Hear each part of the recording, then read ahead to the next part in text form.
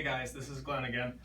In efforts to just get some consistency between treatments and for our Spine Awareness Month, which is in April, I want to go through a couple points. We talked to some of our key spine people throughout the offices and just a few things we picked up on that we wanted to share to make sure everyone's on the same page. First is directional preference. If you have a patient that you believe is an active disc, make sure you're not doing an entirely based extension program and then going to a pelvic tilt or a single kneaded chest. Stick with that motion. Similarly, if you have a flexion bias patient, they really should stay in a flexion program and not be doing something like a posture correct.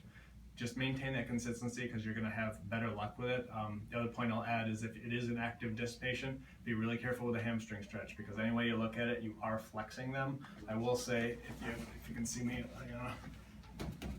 being upright like this is a much better position because they can maintain a neutral spine and still get a good stretch of that hamstring as opposed to laying flat on their back going straight up.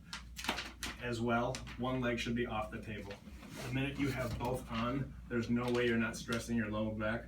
Same with knee patients. They're really not getting a good knee stretch there. You're going to be better off that way.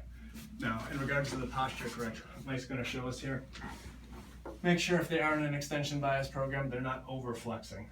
Obviously, if he goes up with a posture correct, and then just back down to neutral, and then right back up from there. The idea is to keep that extension and not deviate into that flexed position. Other things, make sure their feet are flat on the floor. One other thing we have seen is that when people are doing either the lumbar stave or the lumbar scaption in a chair or with men on the ball, is not resting their back against the backrest. The minute they're doing that, they're not actively engaging their core as much. So if he's like this, lifting his arms up and down, really not accomplishing what we want. Next thing, I'm gonna have Mike lay on the table. Can you get that? Yeah, go ahead this way. In regards to lumbar moves, make sure you're high enough that you're going straight down with the force. Also, their hands should be at their side.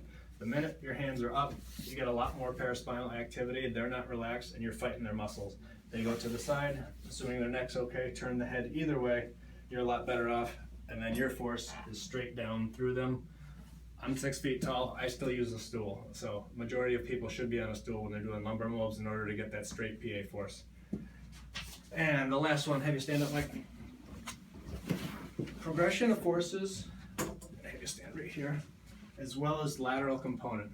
Don't be afraid to take people lateral at the evaluation. Make sure you're peeking. I'm not going to undress Mike, but the idea was to make sure you can see the spine so that you may be able to see a subtle shift. If you're not getting the response you want with straight extension, go lateral for a couple times. Ways to do it, you can try the side glide, the shift against the wall, also trying the flexion and rotation for a disc on the painful side.